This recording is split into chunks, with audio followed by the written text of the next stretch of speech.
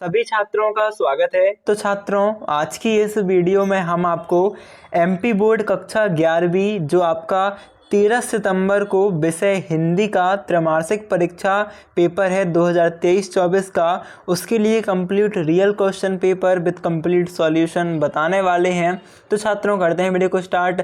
आपको छात्रों पहले ही बता दें कि ये जो पेपर है बहुत तेज़ी से वायरल हो रहा है, प्लस इसके 13 तारीख के पेपर में सेम टू सेम आने के 90% से भी अधिक चांसेस हैं। तो इसे छात्रों बहुत अच्छे से तैयार कर लीजिएगा। प्लस अभी के वीडियो को लाइक कर दीजिएगा, चैनल को सब्सक्राइब कर लीजिएगा और जितने आपके फ्रेंड हैं सबका वीडियो शेयर कर दीजिएगा। तो करते हैं वीडियो को स्टार्ट। यहाँ पर आप देख सकते हो कुछ समय मिलेगा आपको 3 घंटे का। विषय हिंदी की त्रैमासिक परीक्षा पेपर 2023-24 में पूर्णांक रहेंगे आपकी 80। निर्देश यहाँ पर से आप देख सकते हो। अभी देखते हैं प्रश्नोत्तर। सबसे पहले आपका सही विकल्प चुनकर लिखिए है। प्रश्न है आपका लता मंगेशकर जी के पिताजी का नाम है। तो यहाँ पर आपको छात्रों उत्तर टिक कर देना है, दीनानाथ मंगेशकर है। इसके बाद आपका अगला प्रश्न है प्रेमचंद जी का मूल नाम था। तो प्रेमचंद जी का मूल नाम क्या था? धनपत राय श्रीवास्तव था। फिर मीरा के आराध्य प्रभु हैं। तो मीरा के आराध्य प्रभु कौन है? श्री कृष्ण है। फिर कबीर ने ईश्वर के कितने रूप माने हैं? तो कबीर ने ईश्वर का एक रूप माना है, यह सही उत्तर हो जाएगा। मीरा ने श्री कृष्ण को किस रूप में स्वीकार किया है? तो यहाँ पर आपका जाएगा आराध्य के रूप में स्वीकार किया है। अगला प्रश्न है आपका, यहाँ पर आपको आराध्य के रूप में टिक करना है। महाकाव्य में सर्गों की संख्या होती है तो 8 या 8 से अधिक होती है। रिक्त स्थान देख लेते हैं। तो पहला प्रश्न है भारतीय गायिकाओं में खालिस्तान बेजोड़ गायिका कहा गया है। तो लता मंगेशकर जी को कहा गया है। अर्थ की दृष्टि से वाक्य के भेद होते हैं। तो यहाँ पर आप चेक कर लीजिएगा, यहाँ पर आई थिंक 8 भेद होते हैं, है ना, 8 भेद ही होते हैं, आप चेक कर लीजिएगा एक बार और। फिर काव्य की शोभा बढ़ाने वाले तत्व कहलाते हैं। तो अलंकार कहलाते हैं।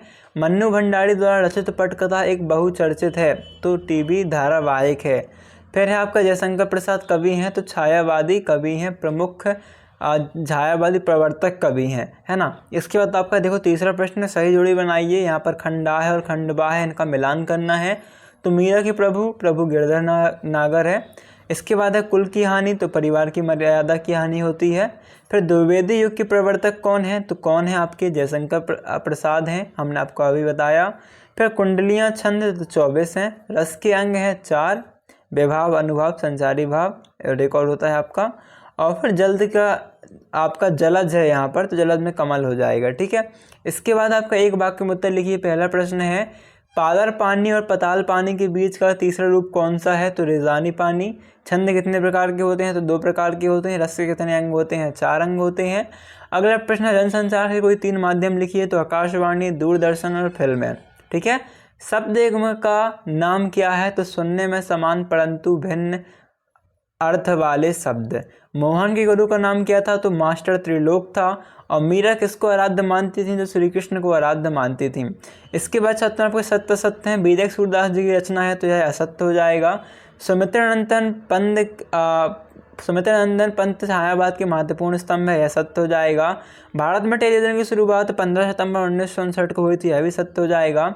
चौथा भी सत्य रहेगा। 5वां रस के प्रकार 4 हैं, तो यह असत्य हो जाएगा। 6वां है काव्य की शोभा बढ़ाने वाला रस कहलाता है, तो यह असत्य हो जाएगा। फिर मीरा कृष्ण की उपासना किस रूप में करती थी? और इसके बाद अथवा क्वेश्चन है सूर्योदय वर्णन के लिए किस तरह के बिंबों का प्रयोग हुआ? भक्ति काल की 2 विशेषताएं लिखी हैं, अगला प्रश्न आपका है। और फिर इसका अथवा प्रश्न है आदिकाल यानी वीर गाथा काल की विशेषताएं लिखी है ना। सभी प्रश्न छात्रों अच्छे से तैयार कर लीजिएगा। वीडियो को कभी लाइक कर दीजिएगा, चैनल को सब्सक्राइब कर लीजिएगा, जितने आपके फ्रेंड हैं सबके हेल्प उन्हें वीडियो शेयर कर दीजिएगा। नाउ आप देख सकते हो आपका 8वां प्रश्न है धनराम मोहन को अपने प्रतिद्वंदी क्यों नहीं समझता था? अथवा में है इतिहास में स्फीति का वर्णन नहीं मिलता क्यों?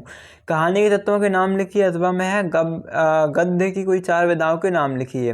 लता जी की गायकी की इन्हीं 2 विशेषताओं का वर्णन कीजिए। अथवा भी आप चेक कर सकते हो। फिर आपका 11वां प्रश्न यहाँ पर से आप देख सकते हो। देन आपका 12वां प्रश्न है। इसके बाद 13वां प्रश्न, 13वें का अथवा 14वां प्रश्न लिख सकते हो। आपका 15वां प्रश्न यहाँ पर आप वीडियो पॉज करके अच्छे से पढ़ लीजिए इसे। इसके बाद देखते हैं आपका 16वां प्रश्न, जो कि है प्रेमचंद अथवा शेखर जोशी, यानी इन दोनों में से किसी एक का साहित्यिक परिचय आपको निम्न बिंदुओं के आधार पर लिखना है। या तो रचना के आधार पर लिखना है, या तो भाषा के आधार पर, या तो शैली के आधार पर, या तो साहित्य में स्थान के आधार पर। अगला प्रश्न है 17वां कबीर अथवा मीराबाई का साहित्यिक परिचय निम्न बिंदुओं के आधार पर लिखना है। रचनाएं के आधार पर, भाव पक्ष के आधार पर, कला पक्ष के आधार पर, या तो साहित्य में स्थान के आधार पर। अगला प्रश्न है आपका 18वां बिरादरी का यही सहारा होता है गलतलुआ कहानी के कथन के आधार पर प्रश्नों को समझाइए। और अथवा में है महाकाव्य की समस्त विशेषताएं लिखकर महाकाव्यों के नाम लिखिए। और 19वां प्रश्न है यहाँ पर एक गद्यांश ऐसे पढ़कर प्रश्नों के उत्तर देने हैं, तो प्रश्न देख लीजिए। 8वां प्रश्न भी आप देख सकते हो। फिर आपका 20वां प्रश्न संदर्भ प्रसंग सहित व्याख्या करनी है, संतों ने देखा जग बोराना। फिर आपका इसके में 21वां प्रश्न देख सकते हैं। इसके बाद 20वां प्रश्न के बाद 21वां प्रश्न, इसमें आपको संदर्भ सहित व्याख्या करनी है। विश्वास था वह कहा करते थे। फिर आपका प्रश्न 21 के बाद प्रश्न 21 का अथवा देख सकते हो, मियाँ वालिद मियाँ नसरुद्दीन के बारे में है ना। फिर इसके बाद आपका देखो नेक्स्ट क्वेश्चन है आपका 22वां।